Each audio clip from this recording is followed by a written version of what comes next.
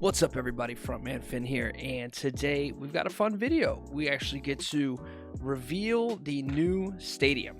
I'm really excited. I want to give a quick shout out to my man Ty. He goes by Tyson the Creator, Crap Francis. He's got a lot of names, but namely, he has worked extremely hard to get this stadium to where it needs to go. So he is 95% responsible for how awesome this stadium is. I wanted to be able to reveal it to you guys in a cool way, so I chose this format. May not be the best, but we'll figure it out as we go. So without further ado, let's kick this thing off. When I first spoke to Ty about putting together the custom stadium, one of the things I really wanted to get across in importance really to me was just I wanted it to feel big, but I didn't want it to feel too fake.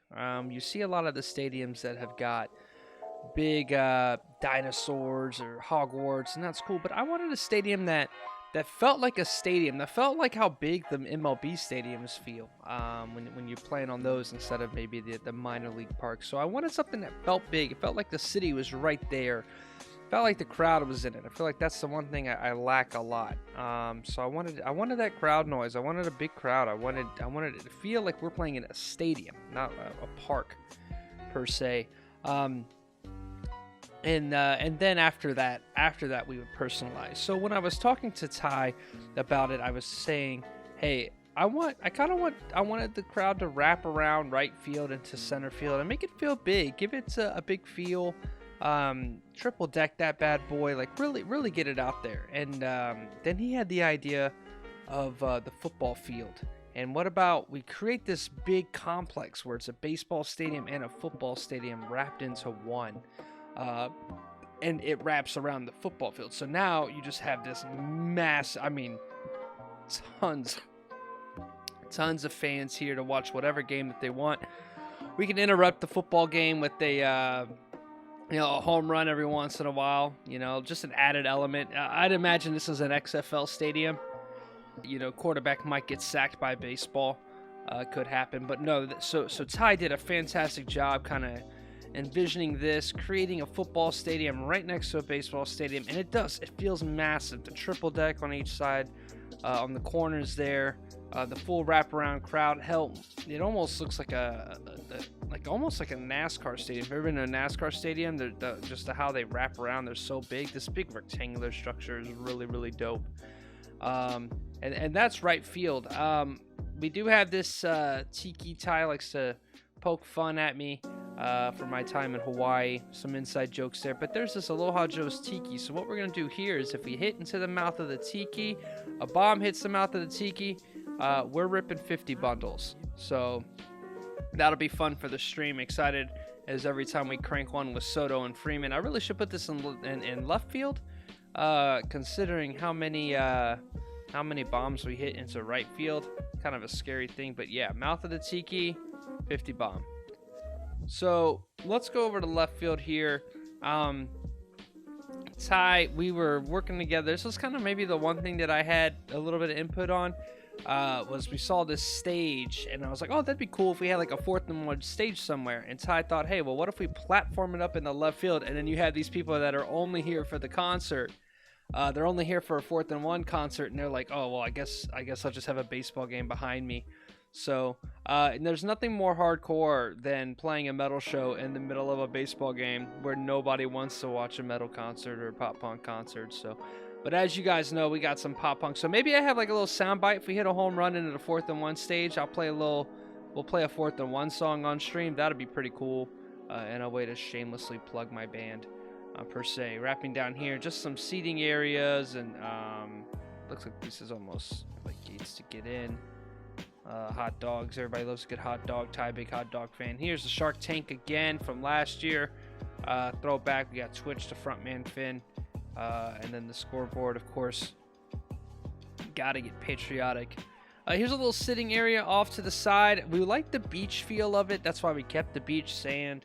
Little throwback wooden bleachers here. This is kind of like you got a little lazy river if you're kind of at the football game and you want to come over here and watch some of the baseball game. there's a way to do that. Catch some baseball. Got some nachos, hot dogs. There's a big ass TV. In case you want to keep tabs on the game from there, which doesn't make a whole lot of sense considering you're at the game. But yeah, I'm very happy with the way that this turned out. I like the big bridge and over left field. Again, the city's kind of closer. There might be some work throughout the year to kind of make that city feel more alive. I didn't want to overload the memory of the stadium, but yeah, right now, a big fan of how it all is panned out. How it looks from home plate is fantastic. You really can feel the city right up close. The big bridge makes it just kind of creates scale, and then of course you look just looking on the right field, you just got a big old stadium, so that's cool. Let's go ahead and pop over to our jerseys. All right, so we gave a shout out to Ty for his work with the stadium, so let's give a shout out to my man Russell Maniuh. Go follow him on Twitch if you haven't. He not only created a logo for our Twitch brand, but he was also kind enough to put it into the game. So now we've got our own custom logo in the game for the very first time. No more belly cam boys from last year and shitty logos. But we've got the frontman fin shark logo right here in game on the jerseys. I really like the blue and orange that he chose, so I didn't want to stray from that. You know, it was kind of close to what we already had to begin the year. I like the the name on the back. Nice gold. Well, it's like an orangish gold, I guess you could say, with the Nike logo. So we're gonna go rock these blue jerseys with this yellow orange accents. I think it's a real nice taste. I think it pops well on screen without being over the top. Everybody seems to be doing some version of purple, cyan, and pink. So I think this is a nice change from that. With the away ones, as of now, I was a very big fan, and I think we're going to keep the pinstripes and what Ty made. For those of you guys that don't know, the octopus, I used to go by Finn Octopus. So it's a throwback to that before. I really like the work that he put on the logo. I thought it was sick. I like how it wrapped with frontman Finn. And it just seems to kind of fit that vibe of like a pinstripe jersey having the long script name across the chest versus the home jerseys having the logo up there. So for now, we're going to stay with this. I decided to kind of just keep the color scheme, go with the orange pinstripe. I need to put the pinstripe on the pants before I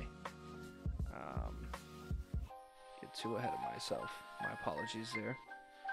But no, everything kind of meshes well. Again, big fan of the color scheme, big fan of all the logos and all the guys that put in the work to do that. So it's just a quick video. Thank you all for helping me out with this so far, everybody with the input and suggestions. I'm really excited. Now we can kind of hit the Diamond Dynasty realm with our brand on there. I'm really excited for that. So we'll catch you guys next time. Thanks for watching the video.